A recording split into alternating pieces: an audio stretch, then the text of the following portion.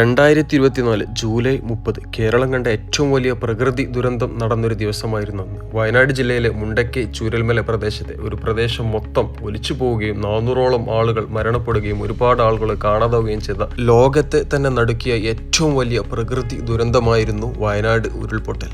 ഒരു രാത്രി കൊണ്ട് എല്ലാം നഷ്ടപ്പെട്ട ജനത, ഉറ്റവർ, ഉടയവർ, മാതാപിതാക്കൾ, സഹോദരങ്ങൾ, മക്കൾ, അങ്ങനെ വീടും കിടപ്പാടവും എല്ലാം നഷ്ടപ്പെട്ട ഒരു ജനതയെ ലോകം ചേർത്ത് പിടിച്ചു. മരണം മുന്നിൽ കണ്ട് തിരിച്ചു വന്ന ആ ഒരു ജനതയുടെ ഇനി ഞങ്ങൾക്ക് ആരുണ്ട്, ഞങ്ങൾ ഇനി എങ്ങനെ ജീവിക്കും എന്നൊരു ചോദ്യത്തിന് ലോക ജനത ഉത്തരം നൽകിയിരിക്കുന്ന ഒരു സംഭവമാണ് വയനാട് ടൗൺഷിപ്പ്. അതെ, ഇന്ന് നമ്മൾ കാണാൻ പോകുന്നത് വയനാട് ടൗൺഷിപ്പിന്റെ കാഴ്ചകളാണ്. കൽപ്പറ്റ ടൗണിനോട് ചേർന്നിട്ട് കൽപ്പറ്റ ബൈപ്പാസിലാണ് വയനാട് ടൗൺഷിപ്പ് വരുന്നത്. 410 വീടുകളാണ് ദുരിത ബാധിതർക്ക് മുഖ്യമന്ത്രിയുടെ ദുരിതാശ്വാസ ഫണ്ടിൽ നിന്ന് നിർമ്മിച്ചു നൽകുന്നത്. അപ്പോൾ ഇന്ന് നമുക്ക് വയനാട് ടൗൺഷിപ്പിന്റെ കാഴ്ചകൾ കാണാം. സുഹൃത്തുക്കളെ, പുതിയൊരു വീഡിയോയിലേക്ക് എല്ലാവർക്കും സ്വാഗതം. ഞാനിപ്പോൾ ഉള്ളത് കൽപ്പറ്റ ബസ് സ്റ്റാൻഡിലാട്ടോ.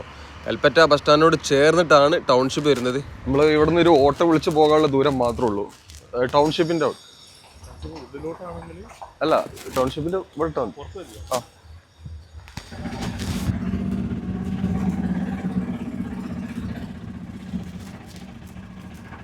സ്റ്റാൻഡിൽ നിന്ന് അധികം ദൂരമൊന്നുമില്ല കേട്ടോ. ആ കാണുന്നതാണ് ബസ് സ്റ്റാൻഡ്. കൽപ്പറ്റ ബൈപ്പാസിനോട് ചേർന്നിട്ടുള്ള ഭൂമിയിൽ തന്നെയാണ് നമ്മളെ പുതിയ ടൗൺഷിപ്പ് വരുന്നത്. നമ്മൾ മുമ്പ് വീഡിയോ ചെയ്തതാണ്. ഇവിടെ ഒരു ബോർഡ് വെച്ചിട്ടുണ്ട്: സന്ദർശകരുടെ ശ്രദ്ധയ്ക്ക്, ടൗൺഷിപ്പിലേക്ക് കൺസ്ട്രക്ഷൻ വാഹനങ്ങളില്ലാതെ മറ്റു വാഹനങ്ങൾ പ്രവേശിക്കുന്നത് നിരോധിച്ചിരിക്കുന്നു. ടൗൺഷിപ്പ് പ്രോജക്റ്റ് സന്ദർശിക്കുന്നവർ ജോലി പുരോഗമിച്ചു കൊണ്ടിരിക്കുന്ന സൈറ്റിൽ പ്രവേശിക്കുവാൻ പാടുള്ളതല്ല.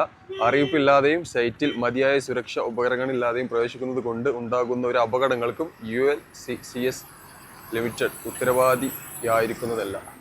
ഒരാളിങ്കൽ ഡിപ്പാർട്ട്മെൻറ്റ്. ഞാൻ വീഡിയോ ചെയ്യാനുള്ള പെർമിഷൻ എടുത്തിട്ടാണ് ഇതിലേക്ക് കയറിയിട്ടുള്ളത്. ഏതായാലും നമ്മൾ കുറച്ച് മാസങ്ങൾക്ക് മുമ്പ് ഇവിടുത്തെ വീഡിയോ ചെയ്തിട്ടുണ്ടായിരുന്നു. നല്ല മാറ്റങ്ങൾ നമുക്ക് കാണാൻ പറ്റും. അതായത് ഒരുപാട് വീടുകളുടെ പണികൾ കഴിഞ്ഞിട്ടുണ്ട്, വീടിൻ്റെ കോലം ആക്കി എടുത്തിട്ടുണ്ട്. നമ്മൾ ദേശീയപാതയുടെ ഒരു വീഡിയോ ചെയ്യുമ്പോൾ അല്ലെങ്കിൽ ചെയ്ത് എന്തൊക്കെ മാറ്റങ്ങൾ നടന്നു എന്നുള്ള ആ ഒരു വർത്താനമായിരിക്കും ആദ്യമായിട്ട് കാണുന്ന ആൾക്കാർക്ക് ചിലപ്പോൾ ഈ ചെക്കൻ ഇങ്ങനത്തെ വീഡിയോ ചെയ്യണം എന്നുള്ളൊരു തോന്നൽ വന്നേക്കാം. സുഹൃത്തുക്കളെ, നാട്ടിൽ നടക്കുന്ന വികസന കാര്യങ്ങൾ ജനങ്ങളിലേക്ക് എത്തിക്കുക എന്ന ലക്ഷ്യത്തോടെയാണ് ഈ ഒരു ചാനൽ തുടങ്ങിയിട്ടുള്ളത്. അപ്പോൾ ഏതായാലും 4 മാസം കൊണ്ട് ഒരുപാട് വീടുകളുടെ പണികൾ ഇവിടെ പൂർത്തിയായിട്ടുണ്ട്. നമ്മൾ കഴിഞ്ഞ പ്രാവശ്യം വന്നെന്ന് പച്ചപ്പ് നിറഞ്ഞൊരു സ്ഥലമായിരുന്നു. ആ ഒരു മാതൃകാ വീടും ചുറ്റിലും RCC ഫൗണ്ടേഷൻ അതേപോലെ കോളം പണികളൊക്കെ ആയിരുന്നു നടന്നുകൊണ്ടിരുന്നത്. പക്ഷേ ഇന്ന് ആ ഒരു സ്ഥലം ആകെ മാറി. ഒരുപാട് വീടുകളുടെ പണികൾ ഈ ഒരു കോലമാക്കി എടുത്തിട്ടുണ്ട്. അപ്പോൾ അന്ന് വന്നെന്ന് ഫുള്ള് ഒരു പച്ചപ്പല്ല, ഒരു കാട് മൂടിക്കിടന്ന കാടൊക്കെ അങ്ങനത്തെ ഒരു സ്ഥലമായിരുന്നു. പക്ഷേ ഇന്ന് അത് മാറി. ഏതായാലും ഇനി ഒരു 5 മാസം കൂടി കിട്ടിക്കാന്നുണ്ടെങ്കിൽ ഇതിൻ്റെ പണികൾ പൂർണ്ണമായിട്ടും തീർത്തിട്ടുണ്ടാകും. ഇപ്പോൾ വീഡിയോ ചെയ്തിട്ട് അതിനകത്തായിട്ടില്ല, ആകെ 4 മാസം ആയിട്ടുള്ളൂ. ഇതായിരുന്നു അന്നത്തെ കോലട്ടോ. അതായത് നവംബർ മാസത്തിൽ ഞാനെടുത്ത വീഡിയോ ആണ്. നോക്കിയിട്ട് അന്നൊക്കെ ഇവിടെ നല്ല മഴ പെയ്യുന്ന സമയമാണ്. പണി നടത്താനും ഇതിലൂടെ നടക്കാനൊക്കെ ബുദ്ധിമുട്ടുണ്ടായിരുന്നു. കാരണം ഈ ഒരു ഡ്രോൺ വിഷ്വലിൽ നിങ്ങൾക്ക് കാണാൻ പറ്റും. കാരണം ആ ഒരു വെള്ളത്തിൻ്റെ ആ ഒരു, അതായത് ചതുപ്പ് നിറഞ്ഞ സ്ഥലം എങ്ങനെയാണ് ആ ഒരു രീതിയിലായിരുന്നു ഇവിടെ സ്ഥലം ഉണ്ടായിരുന്നത്. അതുകൊണ്ട് നിങ്ങൾ ഫുള്ള് പച്ചപ്പ് ആ കാണുന്ന സ്ഥലമാണ് ഇപ്പം നമ്മൾ നേരത്തെ കണ്ട ഒരു രീതിയിലായി മാറിയിട്ടുള്ളത്. നോക്കുകയാണെങ്കിൽ ഈ കാണുന്ന സ്ഥലമാണ് ഇപ്പം നമ്മൾ നേരത്തെ കണ്ട ആ ഒരു കോലം ആയി മാറിയിട്ടുള്ളത്. ഇതിൻ്റെ ക്രെഡിറ്റ് ഇവിടെയുള്ള സാധാരണ തൊഴിലാളികൾക്കും എൻജിനീയേഴ്സിനും നോക്കി നടത്തുന്ന ആൾക്കാർക്കൊക്കെ കൊടുക്കണം കേട്ടോ. കാരണം ഒരു 4 മാസം കൊണ്ടാണ് ഇത്ര അധികം മാറ്റങ്ങൾ നടന്നിട്ടുള്ളത്. പിന്നെ അതിൻ്റെ അടിയിലൂടെ SIR പ്രശ്നമുള്ളതുകൊണ്ട് ഒരുപാട് തൊഴിലാളികൾ നാട്ടിലേക്ക് പോയി. പിന്നെ തണുപ്പുള്ളതുകൊണ്ട് ചില ഭായിമാർക്ക് ഇവിടെ നിൽക്കാൻ പറ്റുന്നില്ല. അങ്ങനത്തെ കുറച്ച് പ്രശ്നങ്ങളൊക്കെ ഉണ്ടായിരുന്നു എന്ന് ഇവിടെ നിന്ന് അറിയാൻ സാധിച്ചു. ഏതായാലും അതൊക്കെ തരണം ചെയ്ത് ദിവസേന 1500-ലധികം തൊഴിലാളികളാണ് ഇവിടെ ഈ ഒരു ടൗൺഷിപ്പിൻ്റെ ഭാഗമായിട്ട് പണികൾ ചെയ്തുകൊണ്ടിരിക്കുന്നത്. പല പ്രോജക്റ്റിൽ നിന്നൊക്കെ ആളുകളെ ഊരാളുങ്കൽ ലേബർ സൊസൈറ്റി ഇവിടേക്ക് വിളിച്ചു വരുത്തിയിട്ടുണ്ട്. ഇതാട്ടോ ഇന്നത്തെയും കോലം നോക്കി കണ്ടങ്ങളെ. ഈ ഒരു സ്ഥലം ആ ഒരു പച്ചപ്പ് നിറഞ്ഞ സ്ഥലമാണ് ഇപ്പോൾ ഇങ്ങനെ ആക്കി എടുത്തിട്ടുള്ളത്. പച്ചപ്പ് എന്ന് പറഞ്ഞാൽ ഇനി വീടും കാര്യങ്ങളൊക്കെ ആയി വരുമ്പോൾ വീടിൻ്റെ കളറും അതേപോലെ മുറ്റത്ത് ഗാർഡനിങ്ങും കാര്യങ്ങളൊക്കെ ചെയ്യുമ്പോൾ അടിപൊളിയാകും. ഏതായാലും ഈ ഒരു സ്ഥലം, ഇതിൻ്റെ ആദ്യത്തെ വീഡിയോ ഡ്രോൺ വിഷ്വലൊക്കെ നമ്മൾ സേവ് ചെയ്ത് വെച്ചിട്ടുണ്ട്. ആ ഒരു പണി കഴിഞ്ഞതിന് ശേഷം നമുക്ക് അന്നും ഇന്നും എന്ന് പറഞ്ഞാണ്ട് ചെയ്യാനുള്ളതാണ്. ഏതായാലും ഇപ്പം തന്നെ നമുക്ക് കാണുമ്പോൾ തന്നെ നിങ്ങൾ ആലോചിച്ച് നോക്കുകയാണെങ്കിൽ 4 മാസം കൊണ്ടാണ് ഇത്ര അധികം പണികളിവിടെ നടന്നിട്ടുള്ളത്. അതും മഴ അങ്ങോട്ട് മാറിയതുകൊണ്ട് ഈ ഒരു സ്ഥലത്തൊക്കെ ആദ്യം നമ്മൾ വന്നപ്പോഴേ ഞാൻ പറഞ്ഞു, അന്നത്തെ വീഡിയോയിൽ പറഞ്ഞിട്ടുണ്ട്. എന്തായാലും ഡിസംബർ അല്ലെങ്കിൽ മാർച്ച് ആകുമ്പോഴത്തേനൊന്നും ഇവിടുത്തെ പണികൾ പൂർണ്ണമായിട്ടും തീരില്ല എന്നുള്ളത്. പക്ഷേ വീടിൻ്റെ പണികൾ സ്ട്രക്ചർ വർക്ക് മൊത്തം തീർന്നിട്ടുണ്ട്. ഇതാണ് സോൺ 3. ഞാൻ ഇപ്പോൾ സോൺ 3 എത്തിയിട്ടുണ്ട്. ഇവിടെയാണ് ഒരു 10 വീടോളം ഏകദേശം ഇങ്ങനെ റെഡിയായി നിൽക്കുന്നുണ്ട്. പെയിൻറ്റിങ് പണികൾ നടന്നുകൊണ്ടിരിക്കുന്നുണ്ട്, ഡ്രെയിനേജിൻ്റെ പണികൾ നടന്നുകൊണ്ടിരിക്കുന്നുണ്ട്. ഇവിടെ ഒരുപാട് വീടുകളുടെ പണികൾ കണ്ടോ, ബാക്കിലുണ്ട് ഒരുപാട് വീടുകളുടെ പണികൾ കഴിഞ്ഞിട്ടുണ്ട്. അതേപോലെ ഈ ഡ്രെയിനേജിൻ്റെ പണികൾ ഇത് യൂട്ടിലിറ്റി കോറിഡോറാണ്. ഡ്രെയിനേജ് ഇവിടെയാണ് വരുന്നത്. പിന്നെ 5 മീറ്റർ വീതിയുള്ള റോഡാട്ടോ. ഓരോ സോണിലേക്കും അല്ലെങ്കിൽ ഓരോ ഏരിയ തിരിച്ചതുണ്ടല്ലോ അതിലേക്കൊക്കെ 5 മീറ്റർ വീതിയുള്ള റോഡാണ് വരുന്നത്. ഇവിടെ ഡ്രെയിനേജ് വരുന്നുണ്ട്. ഇത് നമ്മളെ യൂട്ടിലിറ്റി ഇലക്ട്രിസിറ്റി കേബിളും കാര്യങ്ങളൊക്കെ പോകുന്നത് ഇതിലൂടെയാണ്. പിന്നെ ഈ ഒരു ടൗൺഷിപ്പിൽ എടുത്തു പറയേണ്ട ഒരു കാര്യം, വെള്ളത്തിൻ്റെ പൈപ്പ്, അതായത് വാട്ടർ അതോറിറ്റി അല്ല, വെള്ളത്തിൻ്റെ പൈപ്പും അതേപോലെ ഇലക്ട്രിസിറ്റി കേബിളൊക്കെ മണ്ണിനടിയിലൂടെ യൂട്ടിലിറ്റി കോറിഡോറിലൂടെയാണ് വീട്ടിലേക്കൊക്കെ കണക്ഷൻ പോകുന്നത്. അതായത് ഇലക്ട്രിസിറ്റി കേബിൾ കാര്യങ്ങളൊന്നും ഈ ഒരു ടൗൺഷിപ്പിൽ നമുക്ക് കാണാൻ പറ്റില്ല. പിന്നെ വേറൊരു കാര്യം കൂടി ഉണ്ട്, വേറെ കാര്യം കാണിച്ചു തരാം. ഇതാണ് ഒരു വീടിൻ്റെ ഒരു ഇത് കേട്ടോ. അതായത് വീടിൻ്റെ അന്ന് നമ്മൾ വീട് കണ്ടപ്പോൾ ആ ഒരു മാതൃകാ വീട് മാത്രമായിരുന്നു ഉണ്ടായിരുന്നത്. ഇപ്പോൾ നോക്കൂ, ഇതാണ് വീടിൻ്റെ ഗേറ്റ്. ഇതാണ് ഗേറ്റ് വരുന്നത്. വീട് ഞാൻ കാണിച്ചു തരാം. വീടിൻ്റെ ഗേറ്റ് വരുന്നത് ഇതാണ്. മിറ്റം നോക്കിയാണ്, ഏകദേശം അത്യാവശ്യം നല്ല വലുപ്പമുള്ള മിറ്റം തന്നെയാണ്. പിന്നെ വേറൊരു കാര്യം എന്താ വെച്ചാൽ ഇതിൽ സെൻട്രലൈസ്ഡ് വേസ്റ്റ് മാനേജ്മെൻറ്റ് ആട്ടോ. അതായത് സെൻട്രലൈസ്ഡ് ആണ്. കക്കൂസ് വേസ്റ്റ് ആയാലും കിച്ചൺ വേസ്റ്റ് ആയാലും ഇതൊക്കെ ഇതിലൂടെ ഇങ്ങനെ വന്നിട്ട് ഇതൊക്കെ അവിടെ ഒരു സൈഡിൽ ഓരോ സോണിലും വലിയൊരു ടാങ്ക് ഉണ്ടാകും, 1 or 2 ടാങ്ക് ഉണ്ടാകും. അപ്പോൾ അതിലേക്കാണ് ഈ ഒരു സെൻട്രലൈസ്ഡ് ആയിട്ടുള്ള സിസ്റ്റമാണ്, ഡ്രെയിനേജ് സിസ്റ്റമാണ് ഈ ഒരു ടൗൺഷിപ്പിൽ കൊടുക്കുന്നത്. നമ്മൾ മുട്ടത്തറയിലും ഇതേപോലെ സെൻട്രലൈസ്ഡ് വേസ്റ്റ് സിസ്റ്റം ആയിരുന്നു കൊടുത്തിരുന്നത്. ഇതാണ് വീടിൻ്റെ ഒരു ഇത് കേട്ടോ. ഞാൻ വീടിൻ്റെ ചുറ്റും കാണിച്ചു തരാം. അത്യാവശ്യം നല്ല സ്പേസ് ഉണ്ട് കേട്ടോ. പ്ലംബിംഗ് പണികളൊക്കെ കഴിഞ്ഞിട്ടുണ്ട്. പ്ലംബിങ്ങിൻ്റെ പൈപ്പ് ഏതാ വെച്ചാൽ സുപ്രീമിൻ്റെ പൈപ്പാണ് ഇതിലൊക്കെ കൊടുത്തിട്ടുള്ളത്. ഇതിപ്പോൾ ഏകദേശം കഴിഞ്ഞ ഫിനിഷിംഗ് വർക്ക് അവസാന ഘട്ടത്തിലാണ്. കുറച്ച് അതിൻ്റെ കുളത്തും കാര്യങ്ങളൊക്കെ വെക്കാനുണ്ട്. ആ ബാക്കിലും സ്പേസ് നോക്കിയാണ്, ബാക്കിലെ സ്പേസ് ഇതാട്ടോ. ഇതാണ് ബാക്കിലെ സ്പേസ്. ഞാനൊരു മൂലക്ക് നിന്ന് കാണിച്ചു തരാം. ഇതാണ് വീടിൻ്റെ ബാക്കിലുള്ള സ്പേസ്. ഇത്ര സ്ഥലം, അതായത് നല്ല സൗകര്യമുണ്ട്, അത്യാവശ്യം നല്ല സൗകര്യമുണ്ട്. മുന്നിലായാലും ബാക്കിലായാലും നല്ല സൗകര്യമുണ്ട്.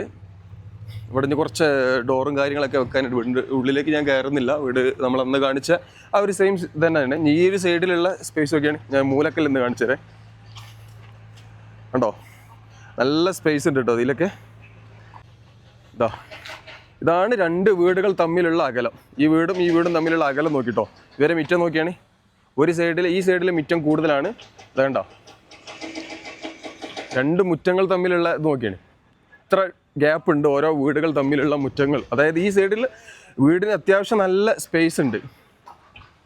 ഇതാണ് ഫ്രണ്ടേജ് വരുന്നത്. ഇതാണ് ബാക്കിലുള്ളതിനായിട്ട് കുറച്ചും കൂടി ഏരിയ മുന്നിൽ അത്യാവശ്യം നമുക്കൊന്ന് മുന്നിലാണ്. ഈ ഒരു ഭാഗത്താണ് ഏറ്റവും കൂടുതൽ. ഇവിടെ മറ്റേ ഡിസൈന് ചെടികളും മറ്റൊക്കെ വെച്ചാന്നുണ്ടെങ്കിൽ സംഭവം ഉഷാറായിട്ട് മാറും. അപ്പോൾ ഒരു വീട് ഇതാട്ടോ, 7 സെൻറ്റിലാണ് ഒരു വീടുള്ളത്. വീട് അത്യാവശ്യം കുഴപ്പമില്ല. അതായത് ഒത്ത നടുക്ക്, ഒരു സൈഡല്ല, എല്ലാ മൂലയും 4 സൈഡും ഉപയോഗിക്കാൻ പറ്റുന്ന രീതിയിലുള്ള ഒരു ഡിസൈനാണ് ചെയ്തിട്ടുള്ളത്. 7 സെൻറ്റ് കേട്ടോ. ഞാൻ കാണിച്ചത് പോലെ ഒരു വീട്ടിലൊരു ഫംഗ്ഷനൊക്കെ നടക്കാന്നുണ്ടെങ്കിൽ അത്യാവശ്യം നല്ല മുറ്റുണ്ട്.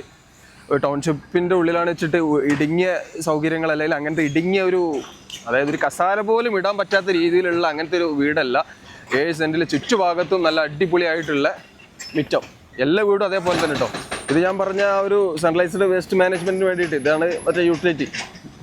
അതായത് കക്കൂസ് വേസ്റ്റും കിച്ചൺ വേസ്റ്റും സാധനങ്ങളൊക്കെ ഇതിലൂടെയാണ് ടാങ്കിലേക്ക് പോകുക. മതിലിട്ടുണ്ടെങ്കിൽ വെറും കട്ട വെച്ചിട്ടുള്ള മതിലല്ല, അടിയിൽ കരിങ്കലിൻ്റെ നല്ല അടിപൊളി ഭിത്തി കൊടുക്കുന്നുണ്ട്. മതിലിൻ്റെ പണികളാണ് ഇപ്പോൾ ഇങ്ങനെ നടന്നുകൊണ്ടിരിക്കുന്നുണ്ട്. അപ്പോൾ ഇവിടെ ആ വീട് അത് 2 കുറച്ചും കൂടി ഇതായിട്ടുണ്ട്. പ്ലംബിംഗ് പണികളും അതേപോലെ ഇലക്ട്രിസിറ്റി കേബിളിൻ്റെ ഇലക്ട്രിക് പണികളൊക്കെ കഴിഞ്ഞിട്ടുണ്ട്. ഇതിൽ ഇലക്ട്രിക് പണികൾ നടന്നുകൊണ്ടിരിക്കുകയാണ്. ജനൽ വെക്കുന്ന പണികളൊക്കെ കഴിഞ്ഞിട്ടുണ്ട്. ഇതിലാണ് ടാങ്ക് വരുന്നത് കേട്ടോ. ഇത് ഡയമണ്ട് കട്ടിങ് അല്ലല്ലോ. ഇതാണ് ഞാൻ പറഞ്ഞ ടാങ്ക്. ഒരു സോണിലുള്ള ടാങ്ക് വരുന്നത് ഇവിടെയാണ്. പാറ പൊട്ടിക്കുന്ന പണികളാണ് ഇപ്പോൾ നടന്നുകൊണ്ടിരിക്കുന്നത്.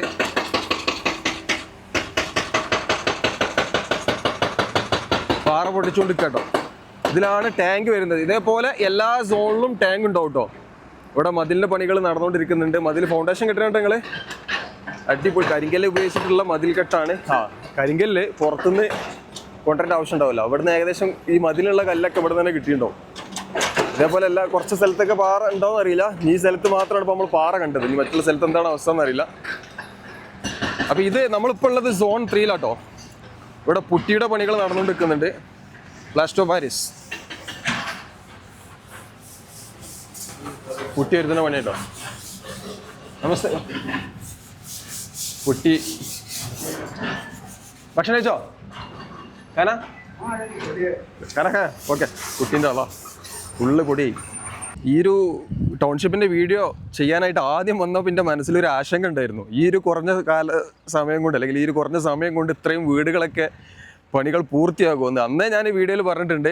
എന്തായാലും മാർച്ച് ആകുമ്പോഴത്തേന് 410 വീടിൻ്റെ പണികളൊന്നും തീരില്ല എന്നുള്ളത്. ഏതായാലും ഒരു സന്തോഷ വാർത്തയുണ്ട്. 100-ലേറെ വീടുകൾ, എനിക്കൊന്ന് 150-നോട് അടുത്ത് വീടുകൾ ആദ്യ ഘട്ടത്തിൽ കൊടുക്കാൻ പറ്റുന്ന രീതിയിലാണ് നിർമ്മാണം നടന്നുകൊണ്ടിരിക്കുന്നത് കേട്ടോ. അതായത് നല്ല വേഗത്തിലാണ് പണികളൊക്കെ നടന്നുകൊണ്ടിരിക്കുന്നത്. പിന്നെ ഏകദേശമല്ല 1500-ലധികം തൊഴിലാളികളാണ് ഒരു ദിവസം ഈ ഒരു ടൗൺഷിപ്പിൻ്റെ ഭാഗമായിട്ട് പണി ചെയ്തുകൊണ്ടിരിക്കുന്നത് കേട്ടോ.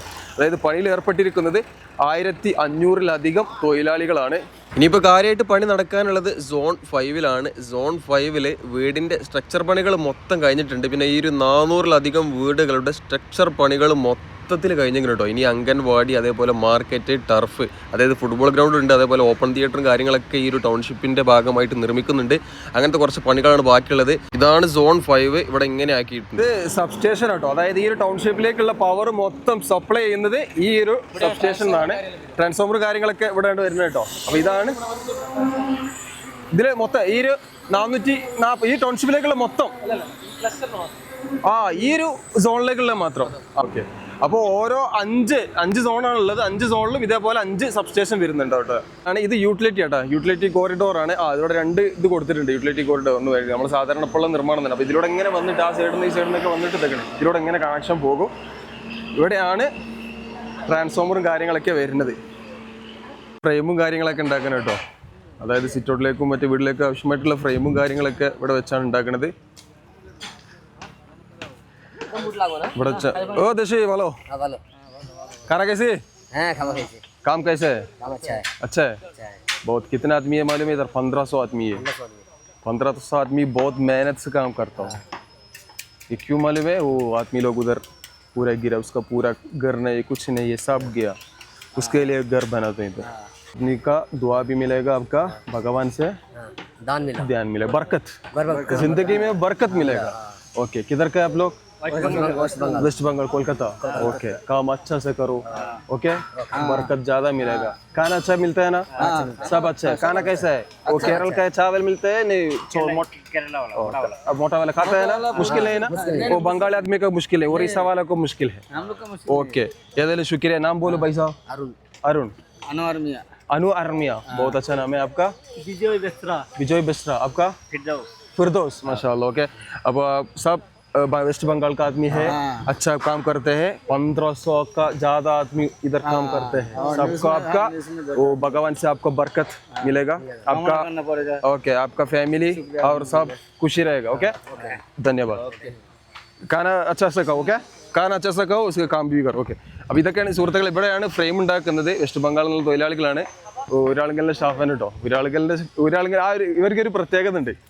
ഈ കമ്പനി എന്ന് പറഞ്ഞാൽ നമ്മളെ ഇപ്പോൾ അന്യസംസ്ഥാന തൊഴിലാളികളൊക്കെ ഇവർ സ്വന്തം തൊഴിലാളികൾ, അതായത് നമ്മളെ നാട്ടിലെ തൊഴിലാളികളെ ട്രീറ്റ് ചെയ്യണ പോലെയാണ് ഇവർ ട്രീറ്റ് ചെയ്യൽ കേട്ടോ. അത് ഞാൻ ഹൈവേയുടെ വർക്കിൽ കണ്ടൊരു കാഴ്ചയാണ്.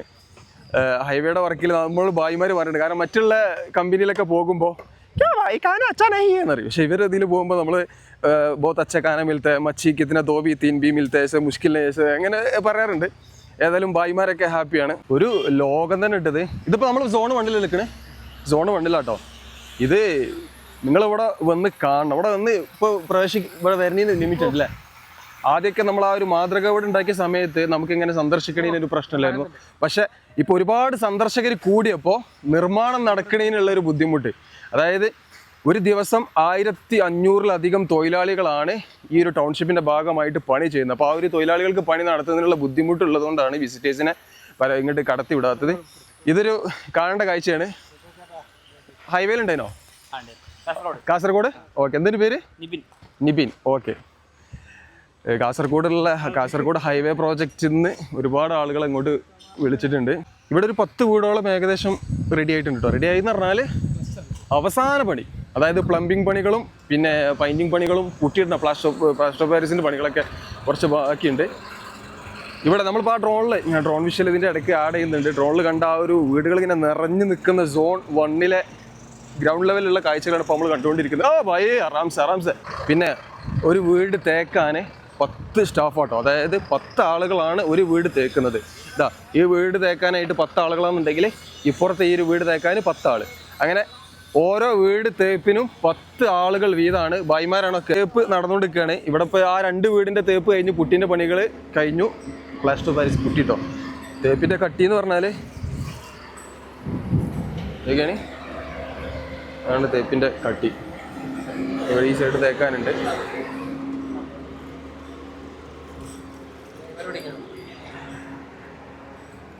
ഇവിടെയൊക്കെ ഇതിൻ്റെ ഉൾഭാഗത്തും തേച്ച വീടുകൾ കണ്ടിട്ടില്ല. ഉൾഭാഗത്ത് ഞാൻ ഫസ്റ്റ് കാണിച്ചതാണ് കിച്ചൺ തേക്കണേ.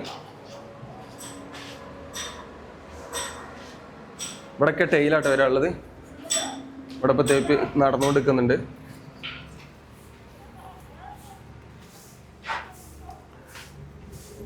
ഒന്നിൽ അറ്റാച്ച്ഡ് ബാത്റൂമും ഒന്നിൽ കോമൺ ബാത്റൂം ആട്ടോ. ഒരു വീട്ടിൽ 10 ആൾ വീതമാണ് പണികൾ ചെയ്തുകൊണ്ടിരിക്കുന്നത്. അതായത് തേപ്പിൻ്റെ പണി ചെയ്യാൻ 10 ആളാണുള്ളത്. പ്ലംബിങ്ങിന് ഇത്ര ആൾക്കാർ, അതേപോലെ ഇലക്ട്രിക് പണികൾ ചെയ്യാൻ ഇത്ര ആൾക്കാർ, അങ്ങനെ ഓരോന്നിനും അതിനനുസരിച്ചുള്ള തൊഴിലാളികളുടെ എണ്ണം തിട്ടപ്പെടുത്തിയിട്ടുണ്ട്. അങ്ങനെയാണ് 1500-ലേറെ. ഇപ്പോൾ 1500 കഴിഞ്ഞപ്പോൾ 2000-ൻ്റെ മേലെ എത്തിയിട്ടുണ്ടാവും. കാരണം ഹൈവേൻ്റെ പണിയൊക്കെ കഴിഞ്ഞുകൊണ്ട്, ഹൈവേൻ്റെ പണി കഴിഞ്ഞു, മുട്ടത്തറ പ്രോജക്റ്റിൻ്റെ പണി കഴിഞ്ഞില്ലേ. ഇതാണ് മതിൽ, കോൺക്രീറ്റ്.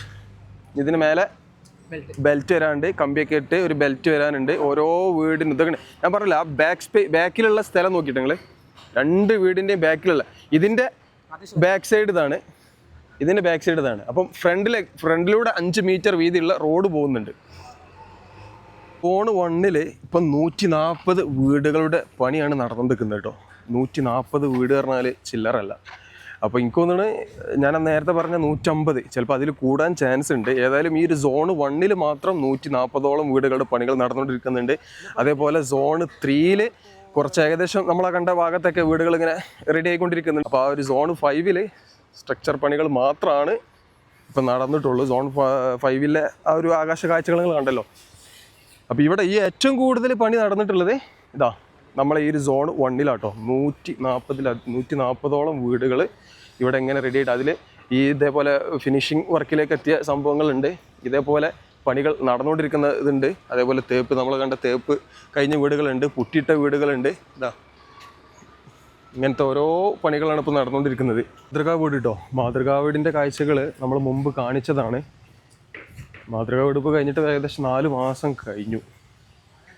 നവംബർ തന്നെ 4 മാസം കഴിഞ്ഞില്ലേ. ആ ഒരു 4 മാസത്തിന് ശേഷമാണ് ഈ ഒരു ഭാഗത്ത് പണികൾ ഇത്രത്തോളം കഴിഞ്ഞ കേട്ടോ. മാതൃകാ വീടിൻ്റെ വീഡിയോ നമ്മൾ മുമ്പ് ചെയ്തതാണ്. അതിൽ കാര്യമായിട്ടുള്ള ഒരു മാറ്റം, ചേഞ്ച് വരുത്തിയിട്ടില്ല. ഞാൻ അന്ന് ഫുള്ള് കാണിച്ചതാട്ടോ. കിച്ചണും കാര്യങ്ങളെല്ലാം കാണിച്ചതാണ്. പറഞ്ഞ തൂണ് കോളം ഡിസൈനിലാണ് ഈ ഒരു വീടിൻ്റെ നിർമ്മാണം. അതായത് തറ ഇല്ലാത്ത വീട് എന്നൊക്കെ പറഞ്ഞ് അന്ന് ഒരുപാട് ആളുകൾ പറഞ്ഞിരുന്നു. ഇതാണ് ഈ വീടിൻ്റെ തറ, അതായത് കോളം, സെസ്മിക് റെസിസ്റ്റൻറ്റ് ടെക്നോളജി. അതായത് ചെറിയൊരു ഭൂമികുലൊക്കെ ഉണ്ടാകുമ്പോൾ അതിനെ പ്രതിരോധിക്കുന്ന രീതിയിലുള്ള നിർമ്മാണമാണ് ഇവിടെ നടന്നിട്ടുള്ളത്. ഇതാണ് കോളം ഡിസൈൻ കേട്ടോ. ഈ ഒരു കോളം ഡിസൈൻ സെസ്മിക് റെസിസ്റ്റൻസ് ടെക്നോളജി ഉപയോഗിച്ചിട്ടാണ് ഇതിൻ്റെ തറകളൊക്കെ നിർമ്മിച്ചിട്ടുള്ളത്. ഇവിടെ തുടങ്ങും. ഇതാണ് ഓരോ, നമ്മൾ ചെറിയൊരു തൂണ് നിർമ്മിക്കാൻ ഇത്ര വേണമെന്നൊക്കെ ഞാൻ പറഞ്ഞിരുന്ന ആളുകൾ. ഇതാണ് തൂണിൻ്റെ വീതി, ഓരോ കോളം നോക്കിട്ടോ. കോളത്തിൻ്റെ വീതിയൊക്കെയാണ് ഇതാണ്. അപ്പോൾ ഇവിടെ തറയിലേക്ക് മണ്ണ് നിറക്കുന്ന പണിയാണ് ഇപ്പോൾ നടന്നുകൊണ്ടിരിക്കുന്നത്. ഇതാണ് ഒരു വീടിൻ്റെ ഫൗണ്ടേഷൻ. അപ്പോൾ ഫൗണ്ടേഷൻ ഇല്ലാത്ത വീടോ എന്നൊക്കെ അന്ന് ഒരുപാട് ആളുകൾ ചോദിച്ചിട്ടുണ്ടായിരുന്നു. കണ്ടില്ല. അപ്പോൾ സുഹൃത്തുക്കളെ, ടൗൺഷിപ്പിൻ്റെ ഭാഗമായിട്ടുള്ള വീടുകളുടെ നിർമ്മാണം ഇതാ ഈ ഒരു അളവിൽ എത്തിയിട്ടുണ്ട്. എല്ലാ വീടിൻ്റെയും സ്ട്രക്ചർ വർക്കുകൾ കഴിഞ്ഞിട്ടുണ്ട് കേട്ടോ. പിന്നെ വേറൊരു കാര്യം കൂടി ഉണ്ട്. ആദ്യ ഗഡുവായിട്ട് 178 വീടുകൾ നമ്മുടെ ചൂരൽ മലയിലെ ദുരിത ബാധിതർക്ക് സമർപ്പിക്കാൻ പറ്റും എന്നാണ് ഇവിടെ നിന്നുള്ള ആളുകൾ, സ്റ്റാഫുകൾ നമ്മോട് പറഞ്ഞിട്ടുള്ളത്. അപ്പോൾ ആദ്യ ഗഡുവായിട്ട് 178ഓളം വീടുകൾ നമുക്ക് സമർപ്പിക്കാൻ വേണ്ടി സാധിക്കും. എല്ലാ വീടിൻ്റെയും സ്ട്രക്ചർ പണികൾ കഴിഞ്ഞിട്ടുണ്ട്. അതൊരു എടുത്തു പറയേണ്ട ഒരു കാര്യം തന്നെയാണ്. വെറും 4 മാസം കൊണ്ടാണ് ഇത്രയധികം വീടുകളുടെ പണി കഴിഞ്ഞ കേട്ടോ. നവംബർ, ഡിസംബർ, ജനുവരി, ഫെബ്രുവരി ഫുള്ളായിട്ടില്ല. ഈ ഒരു മാസം കൊണ്ടാണ് എല്ലാ വീടിൻ്റെയും സ്ട്രക്ചർ പണികൾ കഴിഞ്ഞിട്ടുള്ളത്. അതൊരു പ്രത്യേകം എടുത്തു പറഞ്ഞൊരു കാര്യം തന്നെയാണ്. അപ്പോൾ പണികളെല്ലാം നല്ല വേഗത്തിലാണ് ഇപ്പോൾ നടന്നുകൊണ്ടിരിക്കുന്നത്. നമുക്ക് എപ്പോഴെപ്പോഴും പറയണ ആവശ്യമില്ല, നല്ല വേഗത്തിൽ തന്നെയാണ് നടന്നുകൊണ്ടിരിക്കുന്നത്. ഒരു ചോദ്യമായിരുന്നു, വെള്ളത്തിൻ്റെ ടാങ്ക് എങ്ങനെയാണ് വരുന്നത്, കുടിവെള്ളം എങ്ങനെയാണ്, ബോറാണോ, ഓരോ വീടിനും ബോറാണോ അല്ലെങ്കിൽ കിണർ നിർമ്മിക്കുമോ എന്നൊക്കെ ചോദിച്ചിട്ടുണ്ടായിരുന്നു. ഇതാണ് ടാങ്ക് കേട്ടോ, വെള്ളത്തിൻ്റെ ടാങ്ക് ഇതാണ്. അന്ന് നമ്മൾ പറഞ്ഞു എത്രയോ 5 ലക്ഷം ലിറ്റർ കപ്പാസിറ്റി ഉള്ള ഒരു ടാങ്ക് എന്ന് പറഞ്ഞത് എനിക്ക് ഓർമ്മയുണ്ട്. ഞാൻ മറന്നാലും നിങ്ങൾ തിരുത്തി തരണം. എന്തായാലും 5 ലക്ഷം ലിറ്റർ കപ്പാസിറ്റി ഉള്ള ഒരു ടാങ്കാണ് ഇവിടെ വരുന്നത്. പിന്നെ ഓരോ സോണിലും വേസ്റ്റ് മാനേജ്മെൻറ്റിന് വേണ്ടിയിട്ട് സെപ്പറേറ്റ് ടാങ്കുകളുണ്ട്. അപ്പോൾ കുടിവെള്ളത്തിന് വേണ്ടിയിട്ട് ഇതേപോലത്തെ ടാങ്കുകളാണ് വരുന്നത് കേട്ടോ, വാട്ടർ ടാങ്കുകൾ വരുന്നുണ്ട്. അപ്പോൾ ഓരോ വീടിനും സെപ്പറേറ്റ് തനിയെ കിണറില്ല, ഇതേപോലെ ടാങ്കുകളാണ് വരുന്നത്. കഴിഞ്ഞ വീഡിയോ ചെയ്ത സമയത്ത് ഒരുപാട് സുഹൃത്തുക്കൾ ചോദിച്ചൊരു ചോദ്യമായിരുന്നു, വീടുകൾക്ക് 7 സെൻറ്റ് ആകുമ്പോൾ എങ്ങനെയാണ് കിണർ വരുന്നത്, കോയൽ കിണറാണോ സാധാ കിണറാണോ, അതേപോലെ കക്കൂസ് കുഴി, അതേപോലെ വേസ്റ്റ് കുഴിയൊക്കെ എങ്ങനെയാണ് വരുന്നത്. സെൻട്രലൈസ്ഡ് വേസ്റ്റ് മാനേജ്മെൻ്റ് ആണ് ഇവിടെ ഈ ഒരു ടൗൺഷിപ്പിൽ വരുന്നത് കേട്ടോ. പിന്നെ ഓരോ വീടിനും കിണറല്ല, ഹൈ കപ്പാസിറ്റി ടാങ്കാണ് ഈ ഒരു ടൗൺഷിപ്പിൻ്റെ ഭാഗമായിട്ട് നിർമ്മിക്കുന്നത്. അതേപോലെ ഓരോ വീടിനും സെപ്റ്റിക് ടാങ്ക് ഉണ്ടായിരിക്കുന്നതല്ല, സെൻട്രലൈസ്ഡ് വേസ്റ്റ് മാനേജ്മെൻറ്റ്. അങ്ങനെയൊക്കെയുള്ള സംവിധാനങ്ങളാണ് ഈ ഒരു ടൗൺഷിപ്പിൽ ഒരുക്കിയിട്ടുള്ളത്. പിന്നെ ഇലക്ട്രിസിറ്റി കേബിളുകൾ കണക്ഷനൊക്കെ മണ്ണിനടിയിലൂടെയാണ് കൊടുക്കുന്നത്. പിന്നെ വേറെ കാര്യം കൂടിയുണ്ട്, ഓരോ പോർഷനിലേക്കും 5 മീറ്റർ വീതിയുള്ള റോഡ് ഉണ്ടാകും. മെയിൻ റോഡ്, അതായത് ടൗൺഷിപ്പിലേക്കുള്ള മെയിൻ റോഡ് 7 മീറ്ററാണ്. ഒരു സൈഡിൽ യൂട്ടിലിറ്റി കോറിഡോറും ഒരു സൈഡിൽ ഡ്രെയിനേജും ഉണ്ടാവും കേട്ടോ. അപ്പോൾ അത്രയും സെറ്റപ്പിലാണ് ഈ ഒരു ടൗൺഷിപ്പ് തയ്യാറായിക്കൊണ്ടിരിക്കുന്നത്. 408 വീടുകളാണ് ഈ ഒരു ടൗൺഷിപ്പിൻ്റെ ഭാഗമായിട്ട് സർക്കാർ നിർമ്മിച്ച് നൽകുന്നത്. അതിൽ 178 വീടുകൾ ആദ്യ ഗഡു എന്നോണം ആളുകൾക്ക് സമർപ്പിക്കുന്നതാണ്. അപ്പോൾ ഇതൊക്കെയാണ് ടൗൺഷിപ്പിലെ ഏറ്റവും പുതിയ വിശേഷങ്ങൾ. ഒരുപാട് വീടുകളുടെ പെയിൻറ്റിങ് പണികളും അതേപോലെ ഇലക്ട്രിക്, പ്ലംബിംഗ്, അങ്ങനെ ഓരോ ഫിനിഷിംഗ് വർക്കിലുള്ള പണികളാണ് ഇപ്പോൾ നടന്നുകൊണ്ടിരിക്കുന്നത്. അതിൽ ഇതിൻ്റെ മൊത്തത്തിലുള്ള പണി കഴിയുമ്പോൾ ഈ ഒരു സ്ഥലം വേറെ ലെവൽ തന്നെ ആകും. ദിവസവും 1500-ലധികം ആളുകൾ, ഇപ്പോൾ 2000-ലധികം ആളുകൾ ഇവിടെ പണി ചെയ്യുന്നുണ്ട് എന്നാണ് അറിയാൻ സാധിച്ചത്. വെറും 4 മാസം കൊണ്ടാണ് ഈ ഒരു മാറ്റങ്ങൾ നമുക്കിവിടെ കാണാൻ സാധിച്ചത്. അപ്പോൾ 178 വീടുകൾ ആദ്യ ഗഡുവായിട്ട് 178 വീടുകൾ സമർപ്പിക്കാൻ കഴിയും എന്നാണ് ഇവിടുന്ന് അറിയാൻ സാധിച്ചത്. അപ്പോൾ വീഡിയോ ഞാനിവിടെ നിർത്തുകയാണ്. അപ്പോൾ നിങ്ങൾക്കെല്ലാം വ്യക്തമായി മനസ്സിലായി എന്ന് തോന്നുന്നു. ഇഷ്ടപ്പെട്ടുകയെന്നുണ്ടെങ്കിൽ ലൈക്ക് അടിച്ചേക്കേണ്ടി, പിന്നെ ചാനൽ സബ്സ്ക്രൈബ് ചെയ്യാതെ കണ്ട ആളുകളൊക്കെ സബ്സ്ക്രൈബ് ചെയ്യുക. അപ്പോൾ ഇതൊക്കെയാണ് ടൗൺഷിപ്പിൻ്റെ ഏറ്റവും പുതിയ വിശേഷങ്ങൾ. ഏതായാലും മറ്റൊരു വീഡിയോ ആയിട്ട് വീണ്ടും കാണാം. Thanks for watching. See you again. Jai Hind. Tata.